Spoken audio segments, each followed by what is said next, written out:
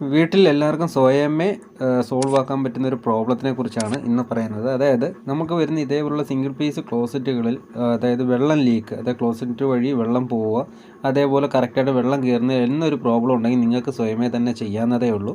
പറ്റത്തില്ല എന്നുണ്ടെങ്കിൽ മാത്രം ഒരു പ്ലംബറിനെ സമീപിക്കുക എന്നുള്ളതേ ഉള്ളൂ.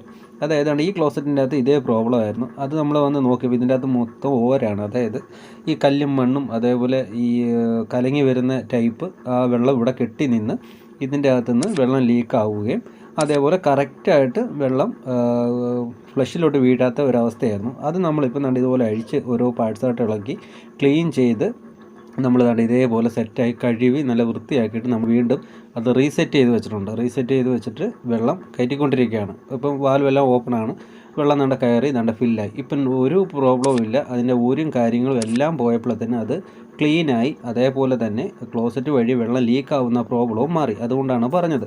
ഇനി നമുക്കിതൊന്ന് അടച്ചിട്ട് നമുക്കൊന്ന് ഫ്ലഷ് ചെയ്ത് നോക്കാം.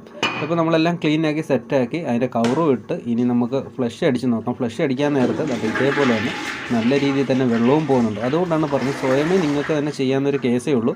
പറ്റത്തില്ല എന്ന് തോന്നിയാൽ മാത്രം ഒരു പ്ലംബറിനെ സമീപിക്കുക. അല്ലെന്നുണ്ടെങ്കിൽ സർവീസ് വാറൻറ്റി ഉള്ള ക്ലോസറ്റുകളാണെങ്കിൽ കമ്പനിയിൽ രജിസ്റ്റർ ചെയ്യുക. അവർ വന്ന് ഫ്രീ സർവീസും ചെയ്തു തരും. ഇപ്പോൾ ഇവിടുത്തെ പ്രോബ്ലം നമ്മൾ ഫുള്ളായിട്ട് മാറ്റിയിട്ടുണ്ട്.